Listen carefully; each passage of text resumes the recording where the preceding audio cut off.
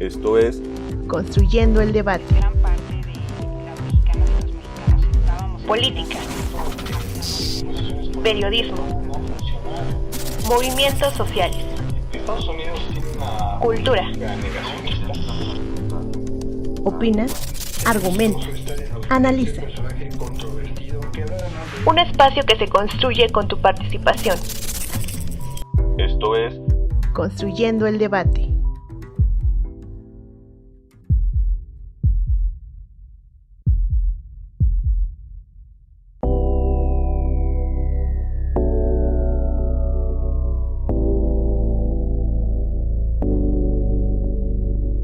Los desafíos económicos y políticos globales que se presentan este 2024 incluirán la transición energética, la crisis ambiental y avances y regulaciones en materia de inteligencia artificial.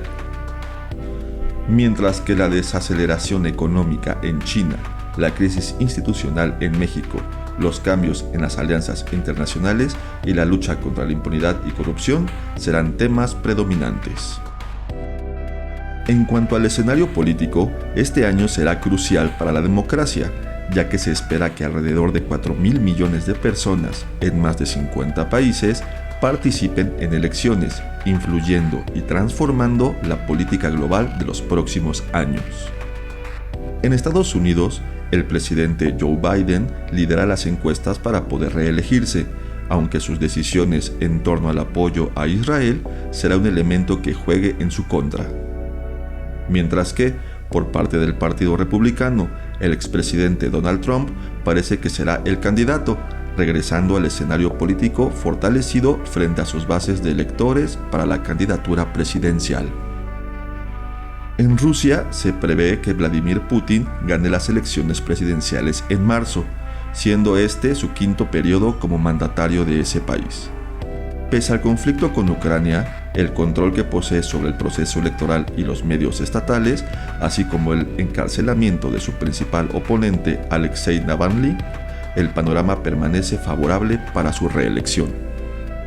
En cuanto en América Latina, en México en particular, se espera que en el proceso electoral del 2 de junio haya una participación de 95 millones de ciudadanos. Estas elecciones marcarán un hito en la historia del país al elegir a la primera mujer para ocupar la silla presidencial. En El Salvador, el 4 de febrero, se celebrarán elecciones, donde Nayib Bukele buscará la reelección, a pesar de las objeciones de la oposición que argumenta que al menos 5 artículos constitucionales impiden una segunda candidatura. Igualmente, Venezuela llevará a cabo elecciones. Por un lado, en el Partido Socialista Unido de Venezuela, Nicolás Maduro, quien ha ocupado el poder durante 10 años desde la muerte de Hugo Chávez, buscará reelegirse. Y por el otro lado, María Corina Machado, ganadora de las primarias opositoras, será la candidata que buscará la presidencia, pese a que enfrenta una inhabilitación impuesta por la Contraloría General de Venezuela. En resumen, en el horizonte del 2024 se avecina un año lleno de desafíos que moldearán el escenario global. A medida que las naciones se enfrentan crisis y toman decisiones trascendentales, el mundo observa cómo se irá modificando el panorama político en todos estos países. Con información de Expansión, CNN en español, BBC, New York Times, La Jornada y ABC, mi nombre es Carlos Correa. Quédate con nosotros.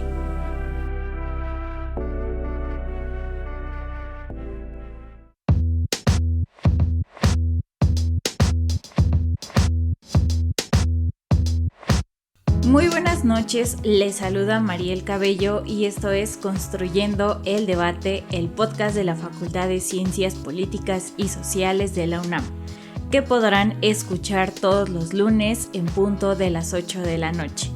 Nos pueden seguir a través de Facebook e Instagram, donde pueden hacernos llegar todas sus preguntas, comentarios y sugerencias sobre temas que quieren que abordemos en posteriores episodios.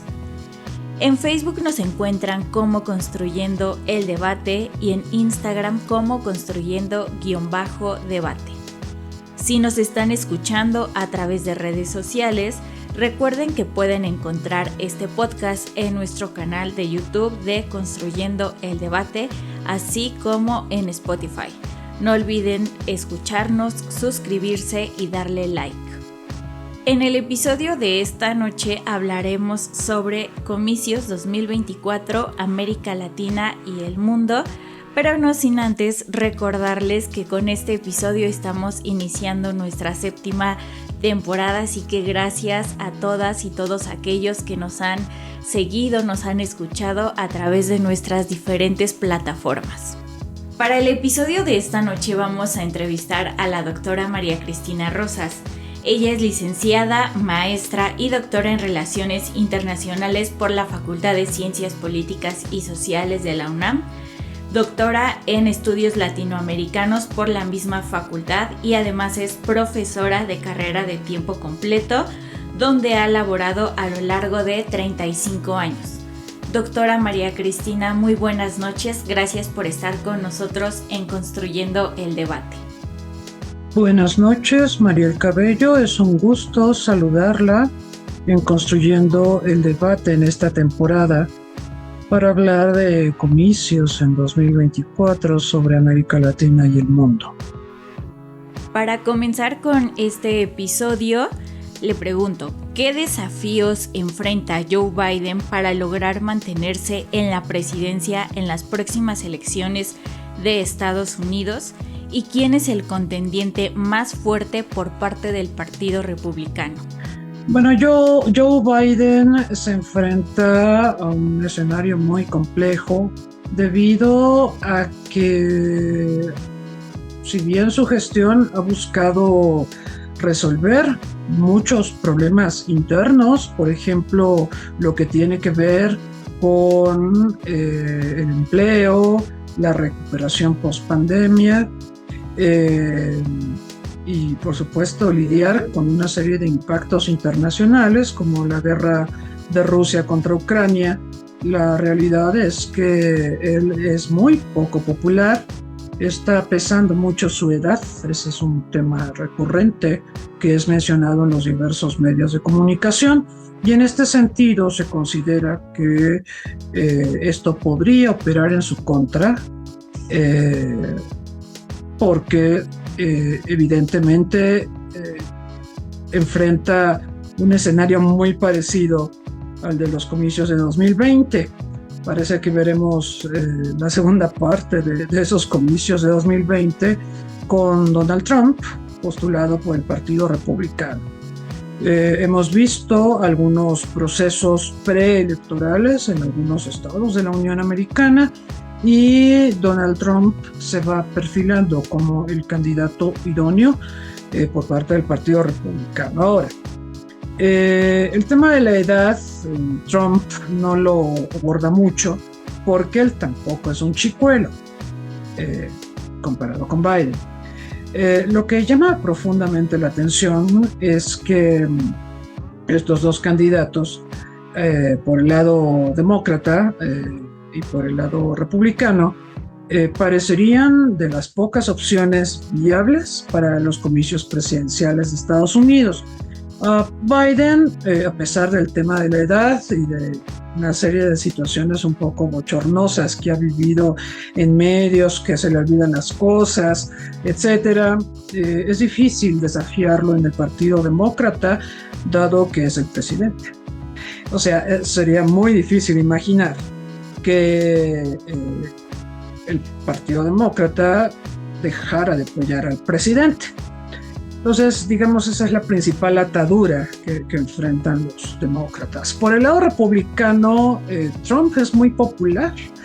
La realidad es que DeSantis y otros republicanos, Nikki Haley, que fue la embajadora de Estados Unidos en la ONU durante la presidencia de Trump, tienen cierto arrastre, pero se ven muy pequeños frente a Trump.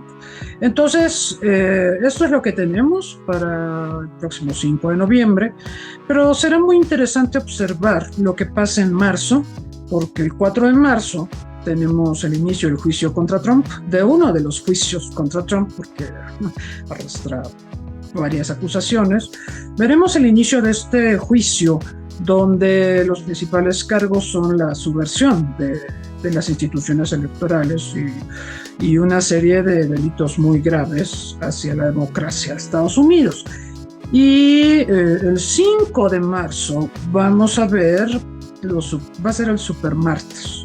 El Supermartes es muy importante en Estados Unidos porque en ese Supermartes vamos a ver la elección de 1/3 de los delegados de cada partido político, es decir, del Partido Demócrata, del Partido Republicano, para lo que será el proceso electoral en Estados Unidos. Así que habrá que estar al pendientes de lo que pase en el Supermartes el 5 de marzo. Muchas gracias por su respuesta, doctora. Pasamos a la siguiente pregunta. En cuanto a los comicios europeos, se espera que con la renovación del Parlamento Europeo, este sea mayoritariamente de derecha, además de que es altamente probable la reelección de Putin pese a los conflictos bélicos.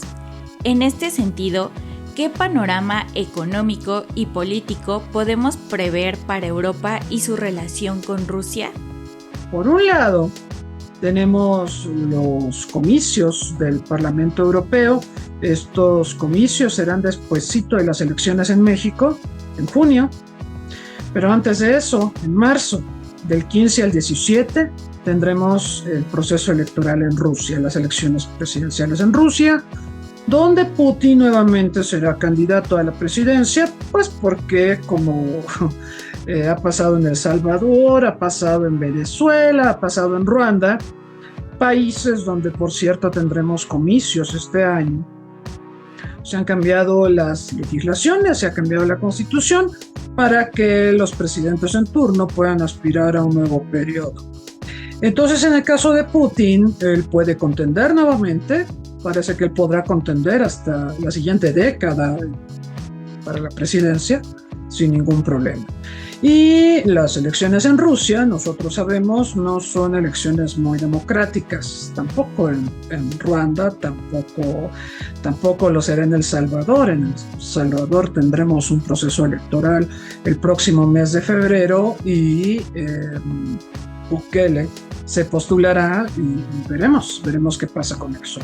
Pero lo cierto es que a pesar de que en este año tenemos 75 procesos electorales, donde casi la mitad de la población mundial irá a las urnas, la realidad es que estos procesos son muy distintos. Los hay democráticos, los hay no democráticos. El hecho de que la gente vaya a las urnas en Rusia, por ejemplo, no significa que la democracia prevalezca en este gigante eslavo. Entonces Putin muy probablemente se va a reelegir porque tiene un control del proceso político. Y la oposición, pensando en personajes como Navalny es un personaje que, recordamos, fue envenenado con Novichok, que es un agente neurotóxico. Fue llevado a Alemania para tratamiento, se recuperó más o menos y regresó a Rusia y fue arrestado y desapareció un rato de la vida pública, y recientemente, después de que Putin anunció su intención de contender nuevamente para el proceso electoral, vimos a Navalny en Siberia. Está arrestado y está en Siberia. Él dice que está bien, pero al menos ya lo vimos. Entonces Putin no tiene una oposición real. Lo más probable es que se reelija conforme a los parámetros políticos que él mismo ha diseñado para favorecerle. En el caso de los comicios europeos, estos tendrán lugar días después de las elecciones en México y se elegirán 720 parlamentarios. Son unas elecciones gigantescas que se harán a lo largo de 3 días en los 27 miembros de la Unión Europea. Normalmente hemos visto una suerte de equilibrio entre los socialistas, los partidos de izquierda, y los partidos conservadores. Pero últimamente hemos visto cómo se ha ido empoderando la derecha. Y el empoderamiento de la derecha preocupa. Por ejemplo, tenemos a Giorgia Meloni, que este año va a ser la anfitriona de la cumbre del G7. Vamos a ver a Giorgia Meloni, pero ella representa a la derecha más o menos extrema. Recordamos los comicios en Francia, donde Marine Le Pen le hizo pasar ratos malos al actual presidente Macron. Entonces, hemos visto un empoderamiento de las derechas. Sin embargo, las elecciones en Polonia, las elecciones parlamentarias del año pasado, muestran que la ultraderecha no tuvo todo el control en Polonia, es decir, para poder generar consensos va a tener que echar mano de alianzas con otras fuerzas políticas. Vamos a ver cómo resultan los comicios europeos. Es altamente probable que veamos, por ejemplo, alianzas entre derechas y ultraderechas para prevalecer en términos políticos, en el proceso de toma de decisiones y demás. Y esto también será importante porque las ultraderechas son euroescépticas. La mayoría repelan mucho por el proyecto federalista, son muy críticas de las instituciones supranacionales, aunque irónicamente el Parlamento Europeo es una entidad supranacional donde hay una gran pluralidad política que hace posible que estos partidos de derecha, de ultraderecha, nazis, neonazis, puedan tener una representación en este órgano legislativo. Así que ese es el panorama, habrá que observar qué sucede. Para México también es importante porque recordemos que tenemos parado el acuerdo global entre la Unión Europea y México porque hay otras prioridades políticas en México, el proceso electoral presidencial, legislativo y demás, y en la Unión Europea pues sus elecciones al Parlamento Europeo. Entonces, recordar, solamente quiero puntualizar, en las elecciones europeas se requieren la mitad de 720 para, es decir, 360 más 1 parlamentarios para tener mayoría. Y vamos a ver cómo quedan los socialistas. Esa es la otra duda que tenemos. Gracias por su respuesta. Antes de continuar con este podcast, vamos a nuestra cápsula en el librero. En el librero. Cápsula con la información y reseña de las últimas publicaciones de la Facultad de Ciencias Políticas y Sociales de la UNAM.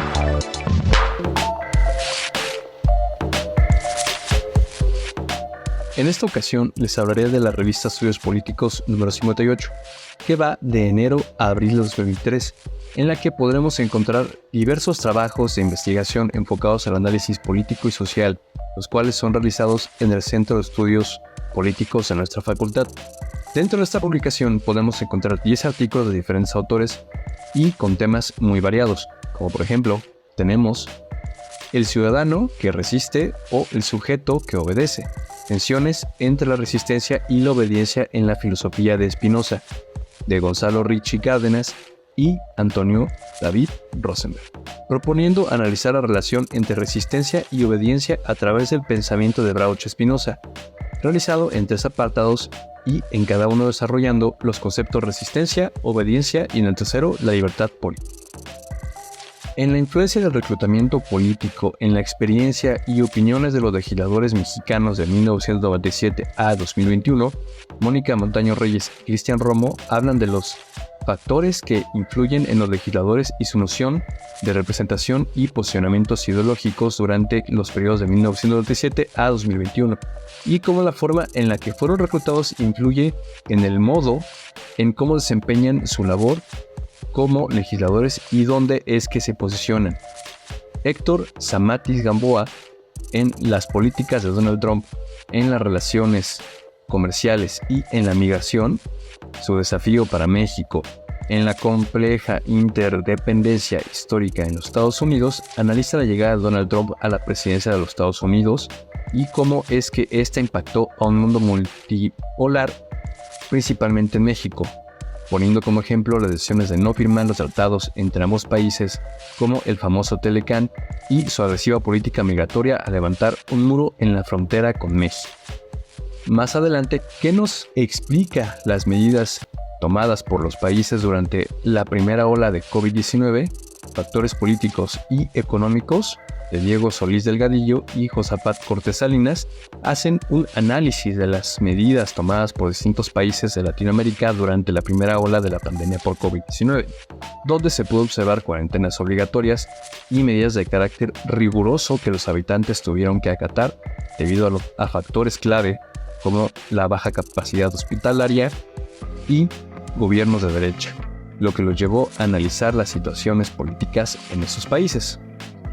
Recuerda que puedes adquirir esta publicación en el Departamento de Publicaciones de la Facultad, ubicada en el edificio G, planta baja, o en la librería de la Facultad, ubicada en la planta baja del edificio C, a un costado de la cafetería, o también puedes escribir al correo electrónico suscripciones@políticas.unam.mx para mayores informes de esta y otras publicaciones de tu interés. Mi nombre es Brandon y hasta la próxima.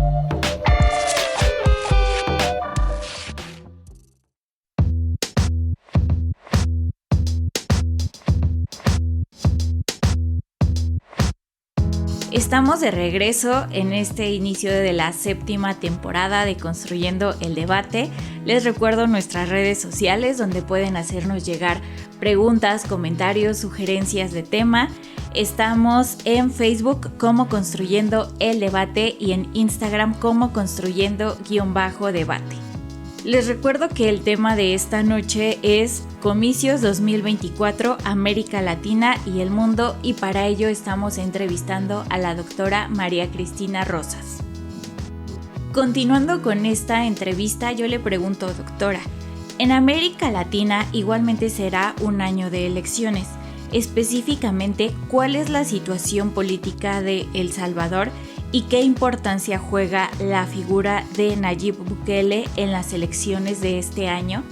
Nayib Bukele cambió la constitución para poder ser candidato a la presidencia otra vez.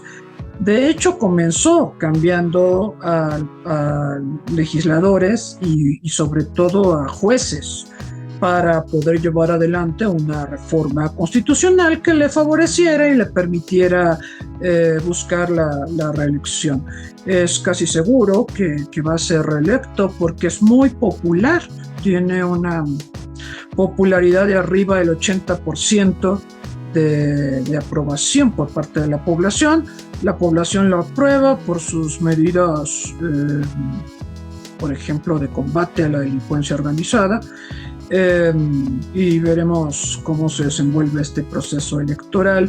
Sin embargo, sí tendríamos que decir que él, conforme a los parámetros tradicionales, conforme a la Constitución antes de su reforma, la Constitución que emanó de aquel proceso terrible de crisis que vivió toda Centroamérica en los años 80, a raíz de esa nueva constitución, él no podría ser candidato. Él, como decíamos, hizo cambios de personas para poder llevar adelante su aspiración personal y buscar esta reelección.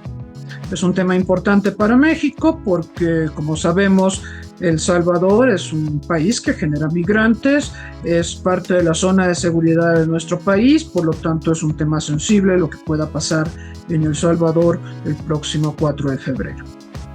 Muchas gracias por su respuesta, doctora, y ya para finalizar con este episodio, este 2024 en México se elegirá a la primer mujer titular del Poder Ejecutivo, pero en otros países de América Latina igualmente se acudirá a urnas.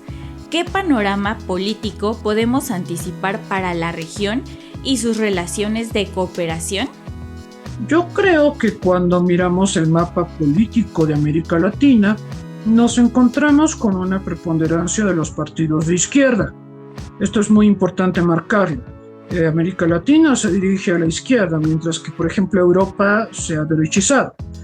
Hay excepciones, El Salvador es una excepción, Argentina es otra excepción muy importante y muy comentada en los últimos meses debido al ascenso de Javier Milei, que representa a la ultraderecha libertaria y con planteamientos muy polémicos.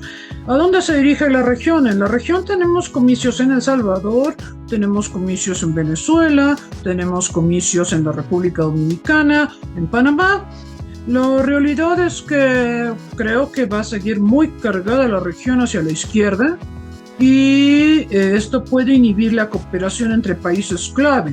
Por ejemplo, Milei anunció la salida de Argentina del grupo BRICS. Esto lo anunció antes de que terminara 2023. Y también ha externado, lo dijo cuando era candidato presidencial, que Argentina se retiraría del Mercosur. Entonces parece que las relaciones de cooperación en la región se están viendo muy lastimadas por el ascenso de regímenes que son poco empáticos con las relaciones interlatinoamericanas, por así llamarlas. En este sentido, evidentemente hay desafíos. Ojalá me equivoque, pero se antoja difícil cooperar con la Argentina de Milei. Sin embargo, en México vamos a tener a la primera mujer y todo parece indicar que la orientación de nuestro gobierno, el que sigue, el que suceda a Andrés Manuel López Obrador, será de izquierda. En este sentido, México estaría en sintonía con la mayor parte de los regímenes políticos de la región y podríamos ver también ojalá se pudiera dar una suerte de alianza con Brasil, porque esa relación entre México y Brasil, que es una relación de competencia más que de cooperación, México y Brasil compiten en todo y cooperan poco. Si se lograra establecer una relación de cooperación con Brasil, esto sería muy bueno para la integración latinoamericana, porque incluso eso podría contrarrestar a, por ejemplo, el gobierno de Milei, que es tan escéptico respecto a la integración latinoamericana. Pero eso está por verse. No sabemos todavía si habrá un énfasis en los temas de política exterior del próximo gobierno que tengamos en México, porque hemos visto que la política exterior tampoco es lo que más le importa, por ejemplo, el gobierno del presidente Andrés Manuel López Obrador. Parecía en un inicio de su administración que le importaba América Latina y tuvo acercamientos con Argentina, pero esos acercamientos ya no se pueden dar actualmente porque definitivamente con un gobierno como el de Milei es muy difícil. Así que habrá que esperar, ahora sí que wait and see, veremos qué pasa y sin duda tenemos muchos otros procesos en otras partes del mundo dignos de ser observados. Porque, como comentaba hace un rato, es la primera ocasión, tal vez no sea la primera, pero sí en este siglo, donde vamos a tener elecciones en 75 países, donde más de la mitad de la población mundial, o algo así como 4.100 millones de personas irán a las urnas para elegir presidentes, parlamentarios, en fin, gobernadores locales, municipales, en fin. Así que las democracias son diferentes en el mundo. Hay democracias que funcionan de una manera bastante institucional. Hay otras que son democracias solo de nombre porque prevalecen intereses de personas sobre las instituciones. Tristemente, en el caso de Estados Unidos, creo que cada vez más estamos viendo la prevalencia de intereses sobre las instituciones. Gracias por su participación, gracias por su respuesta, doctora, gracias por estar con nosotros en Construyendo el Debate. Y para cerrar con este episodio, este 2024 será una prueba importante para el sistema democrático en el mundo, ya que se estima que más de la mitad de la población mundial acuda a urnas a elegir candidatos. Estas elecciones pues son de carácter nacional y cuyos resultados probablemente den forma a la política mundial que se vendrá en los próximos años o décadas posteriores. Además, no hay que dejar de lado que estos comicios que se llevarán a cabo están en un contexto internacional perturbado por un conflicto entre Rusia y Ucrania y la guerra en la franja de Gaza entre el movimiento palestino, Hamas e Israel. Y ya por último, en este contexto global está marcado por una desconfianza en las instituciones, en la desinformación, que influye mucho en el discurso político, y además no dejamos de lado las nuevas tecnologías como la inteligencia artificial y todas las tensiones internacionales que estamos viviendo y que se vienen para este 2024. Muchas gracias, ha sido un placer de nuevo estar en Construyendo el Debate. Saludos a Mariel Cabello. Buenas noches. Gracias por escucharnos. Recuerden que nos pueden seguir vía Facebook como Construyendo el Debate y en Instagram como Construyendo_Debate. Y pueden escuchar los episodios pasados en nuestro canal de YouTube y de Spotify, así como en la página Cultura con Polacas que pueden encontrar en el sitio web oficial de nuestra facultad. Si les gustó este programa, regálenos un like, compártanos y no olviden dejarnos un comentario.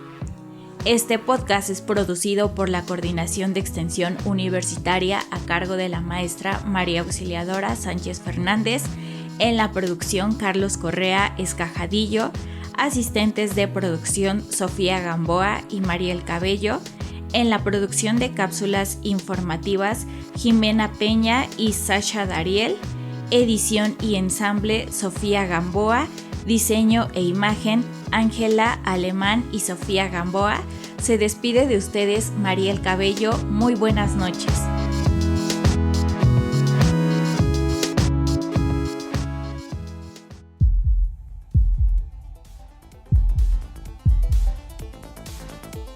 Esto fue Construyendo el Debate.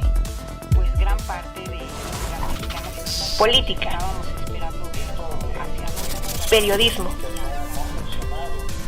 movimientos sociales, Estados Unidos tiene una política cultura, ser vistoso, Opina, argumenta, analiza. un espacio que se construye con tu participación. Esto fue Construyendo el Debate.